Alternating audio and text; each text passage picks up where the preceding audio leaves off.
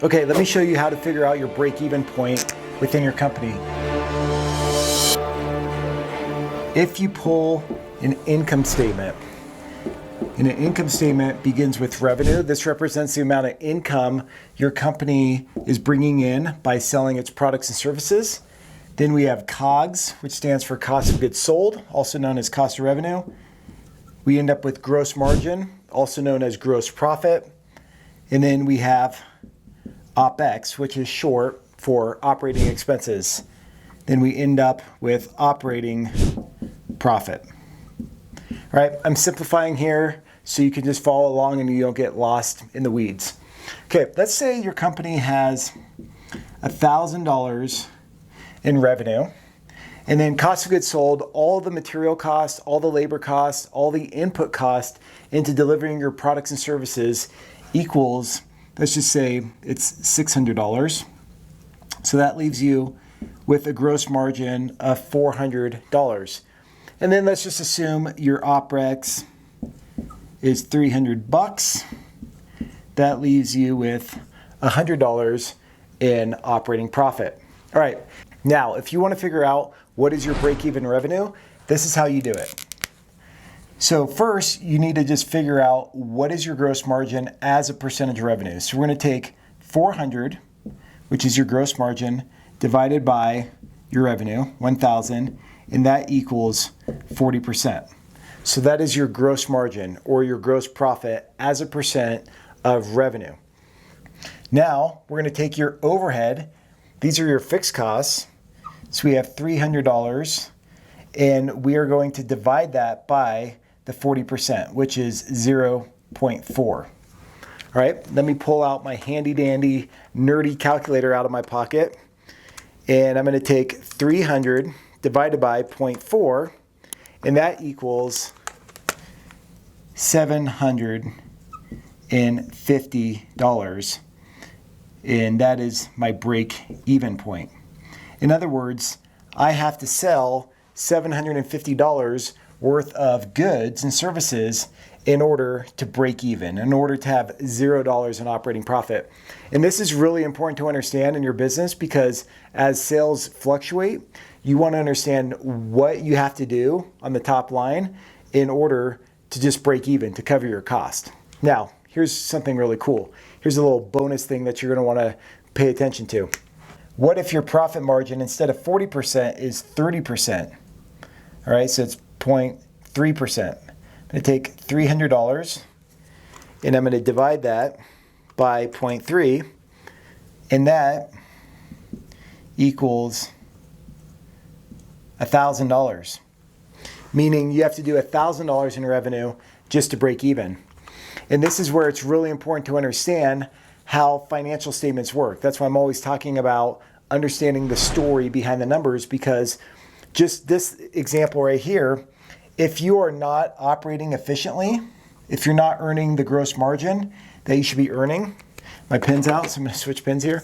If you're not earning the margin that you should be earning, you're going to have to put in so much more work. I mean, just in this example, you're going to have to earn $250 more of revenue just to make up for your inefficiencies up here in cost of goods sold. And who wants to do that? Who wants to work harder to get to the same place? I mean, I don't. I'm sure you don't either. So here's the deal.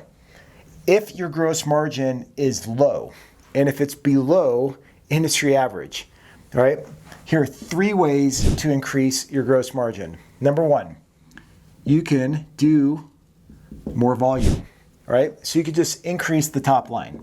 And that's what I showed you down here. You could do more sales. So you could go out there, sell more, hustle more, and just bring in more revenue. And assuming your costs stay the same, you'll be able to increase your gross margin. All right, that's one way. Not the most desirable way, but definitely one way. The next way is to increase your price. So you can raise your prices on your products and services. Now, here's the deal. You can't just raise your prices unless you're undervalued already in the market, but you can't just raise your prices without also increasing the perceived value that your customers are going to get. Because if you do that, you're going to lose customers. Because remember, when price exceeds value, customers don't buy. When value exceeds price, customers buy. All right, so you can increase your price. The next thing you could do is achieve cost efficiencies, all right? So you lower your cost. These are the 3 ways you can improve your gross margin, all right? So now you have to ask yourself and relate this to your business. Okay, what would it take for you to increase your volume, to increase sales? Do you need to hire another business development person or more sales reps or change your script or redo your website or fine tune your value proposition or narrow in on your ideal customer profile and just strengthen your overall market focus and position? Sure, you could do that, right? But these are the strategies or the tactics you can pursue in order to increase your volume. What about price? How do you increase your price? Well, you can strengthen your brand. You can improve your perceived quality. You can enhance the customer experience. There are all these things that you could do, once again, to achieve price premiums. And then what about cost efficiencies? You can achieve this through economies of scale or by implementing technology or changing your operating model or through technology or eliminating all the noise, right? All the crap that you do in your business. You can do that in order to achieve cost efficiencies. So these are the 3 ways to improve this, but what I wanted to do mostly in this video is to walk you through how to figure out your break-even point. And if you build a table out, so I did that once, I built a table out with my gross margin going down the line, and then I broke out how much revenue I needed to do on this axis. So here I had my gross margin, and then I figured out at all different ranges, like how much gross margin, if I do, on this side, what does that equate to? Break-even revenue? And it's pretty surprising. And you can do the same thing in your business. But the key is, it's like we want to work smarter, not harder, and figuring out your break-even point, and then also at the same time figuring out how to increase your gross margin. It's just going to continue to lower that minimum threshold that you need to meet in order to cover all your bills. Does this make sense to you? If so, can I get a yes in the comments box below? Also, I'd love your feedback. What other types of topics do you want me to cover? Because I'm here to support you along your journey. This is really important. Increasing your financial literacy will make all the difference in the world when it comes to your business. So drop your comments below. That'd be extremely helpful for me as I plan out the schedule for the next series of videos. In the meantime, make sure you subscribe and share. And if you need anything, please reach out in the meantime. You can find my information down below in the description. All right, take care of yourself. Cheers.